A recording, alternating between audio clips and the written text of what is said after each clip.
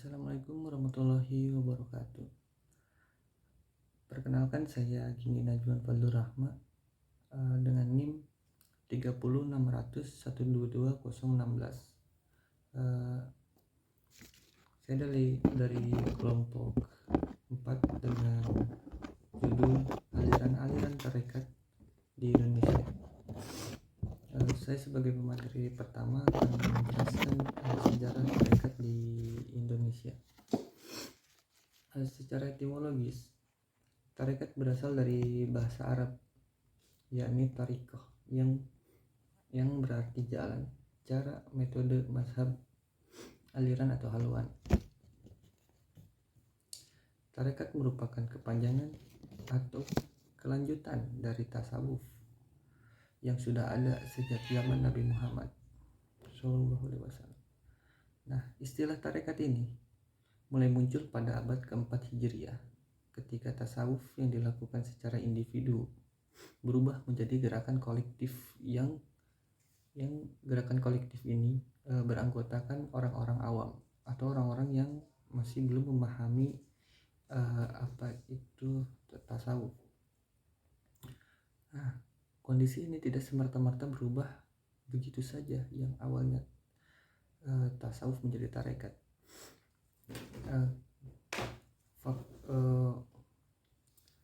Perubahan ini karena adanya tuntutan keadaan.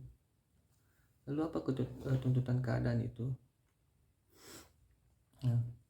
Tuntutan keadaan tersebut dari segi politik, pada saat itu dunia Islam sedang mengalami krisis yang sangat hebat, seperti yang terjadi di wilayah Palestina, Mesir, dan Suriah. Di wilayah tersebut sedang terjadi peperangan dengan umat Kristen, atau yang lebih kita kenal sekarang yaitu perang salib. Karena situasi yang seperti itu, umat Islam berusaha mempertahankan ajarannya, agamanya, dan menjalin hubungan yang damai dengan sesama muslim. Di Indonesia, tarekat pada awal masuknya tarekat yaitu dengan cara penyesuaian dengan budaya lokal yang ada. Maka lahirlah tarekat dengan ciri atau khas yang khasnya Indonesia, seperti lahirnya tarekat Qadariyah wa Naqsabandiyah, yaitu tarekat yang digabungkan oleh Syekh Ahmad Khatib Al-Sambasi di wilayah Aceh. Misalnya, pada sekitar abad ke-11 Hijriah datang salah seorang keturunan Rasul, Syekh Nuruddin Ar-Raniri. Kemudian Syekh Nuruddin diangkat menjadi Syekh Al-Islam di Kesultanan Aceh pada masa Iskandar Sani. Tarekat di Indonesia, yaitu tarekat di Indonesia kemudian terbagi menjadi dua, yaitu Thariqah Mu'tabarah dan Thariqah Ghairu Mu'tabarah. Thariqah Mu'tabarah, pengelompokan tarekat di Indonesia dilakukan oleh Ja'miyah Ahli Thariqah Al-Mu'tabarah yang didirikan oleh para kiai Nadatul Ulama pada 10 Oktober 1957 di Magelang, Jawa Tengah. Begitu materi pertama yang saya sampaikan. Terima kasih. Kemudian akan dilanjutkan oleh pemateri kedua. Materi kedua yaitu aliran tarekat kategori Thariqah Mu'tabarah.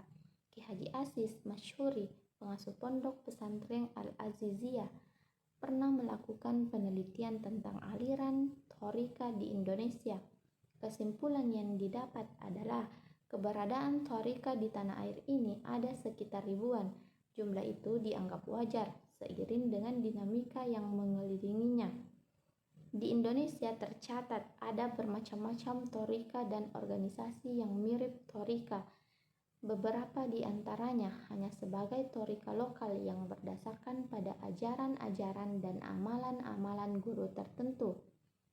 Torika lainnya merupakan cabang-cabang dari gerakan sufi internasional seperti Khalwatiyah di Sulawesi Selatan, Syataria di Sumatera Barat dan Jawa, Qadiriyah, Rifaiyah, Idrisiyah atau Ahmadiyah, dan yang paling besar adalah Naqsabandiyah. Adapun beberapa tarekat yang tergolong tarika mutabara atau sah dan jelas sanadnya yang diakui oleh NU seperti tarekat Qadariyah, yang dimana tarekat Qadariyah adalah sebuah tarekat sufi yang didirikan oleh Syekh Abdul Qadir Al-Jailani.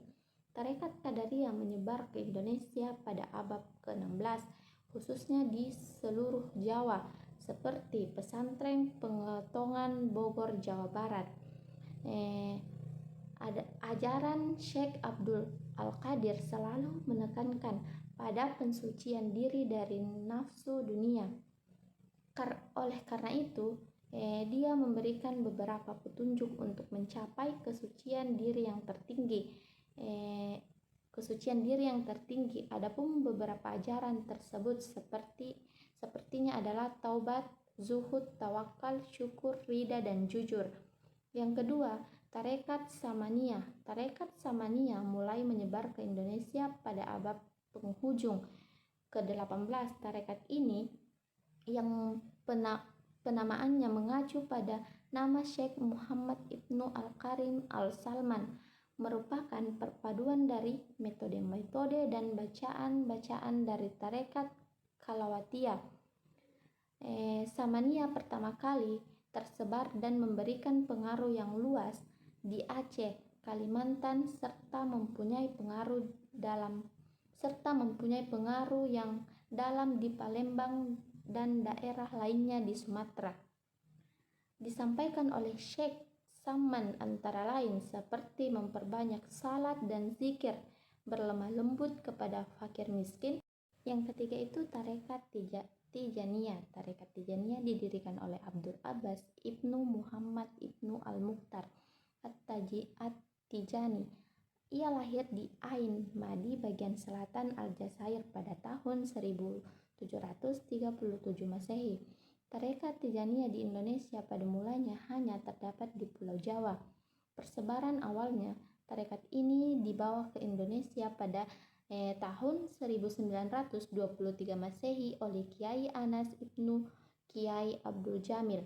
Pada tahun 1883 sampai 1945 Masehi dari Buntek, Cirebon, Jawa Barat. Dalam tarekat Tijaniyah dikenal istilah muqaddam min muqaddam, artinya seorang ikhwan Tijaniyah bisa melakukan bayat lebih dari sekali pada muqaddam lainnya dengan alasan ketakwaan, senioritas usia, ataupun disiplin ilmu yang memiliki muqaddam senior tersebut. Assalamualaikum warahmatullahi wabarakatuh.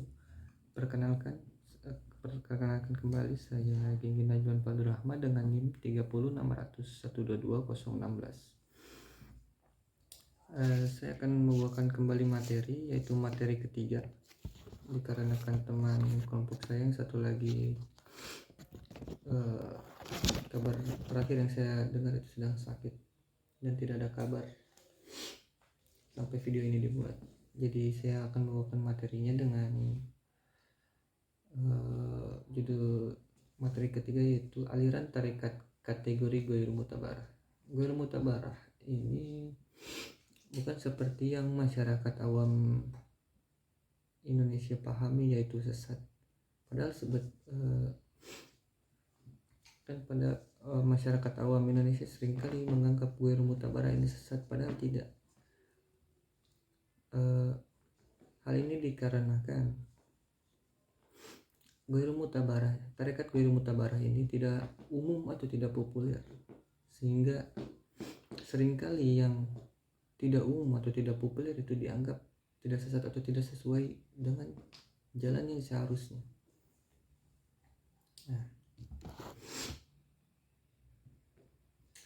Tarekat Ghairu Mutabarah itu tidak tersambung sanadnya kepada Nabi Muhammad SAW. Maksudnya apa?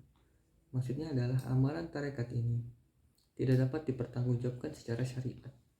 Maka tarekat tersebut dianggap tidak memiliki dasar keabsahan. Lalu apa saja tarekat-tarekat yang termasuk dalam kategori ghairu mutabarah? Nah, diantaranya yang pertama itu tarekat Sidikiyah. Pusat kegiatan tarekat Sidikiyah ini berada di Sari Peloso di Jombang, berkembang pada tahun 1959 yang dipimpin oleh Kiai Muhammad Mukhtar Ibnu Abdul Mu'ti. Syekh Syu'ab Jamali menyarankan agar Kiai Mukhtar mengembalikan tarekat Hawaliyah ke nama aslinya yaitu Sidikiyah, sehingga tarekat ini hingga sekarang bernama tarekat Sidikiyah. Untuk memperoleh pelajaran Sidikiyah itu harus melalui proses pengajaran dan pengesahan ijab kabul antara seorang guru atau khalifah dengan murid, dan pengesahan ijab kabul antara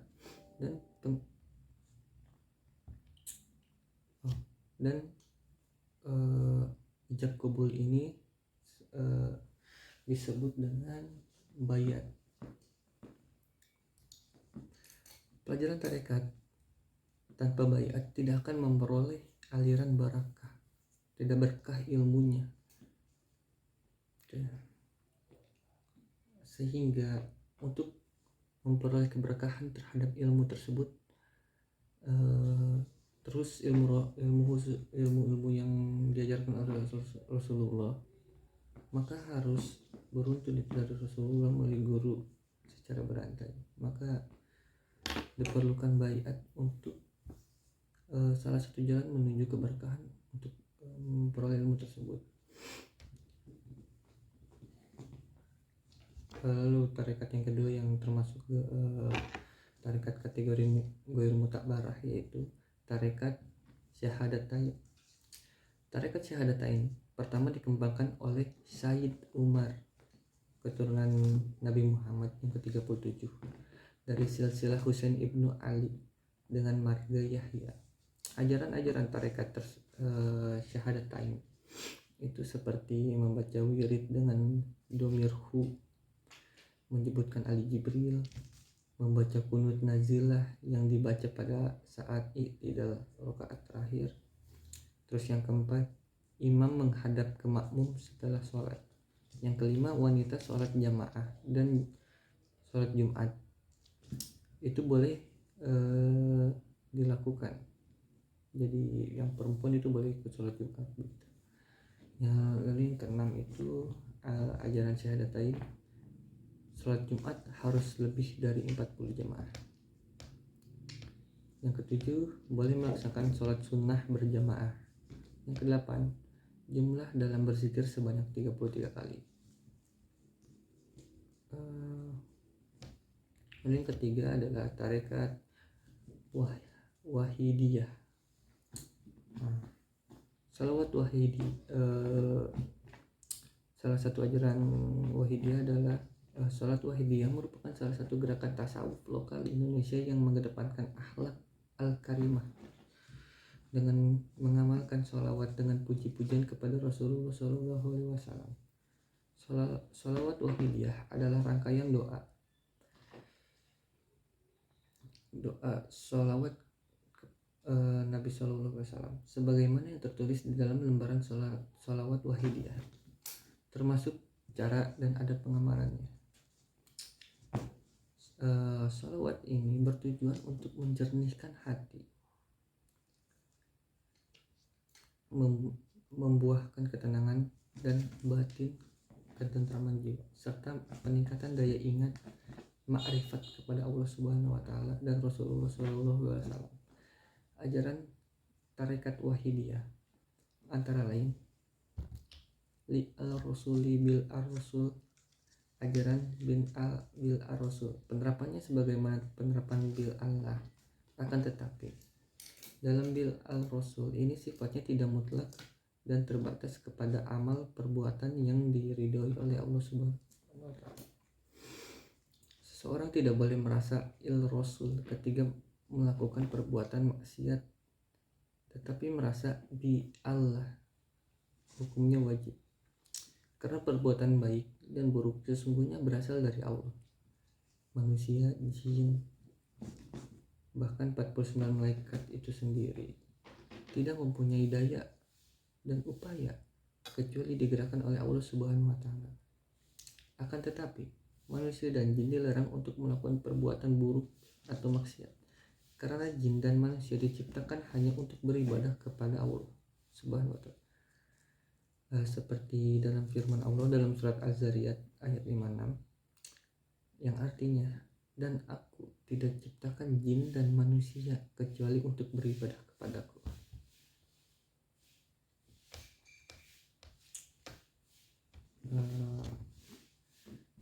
Begitu materi ketiga dengan judul aliran tarekat kategori mutabarah.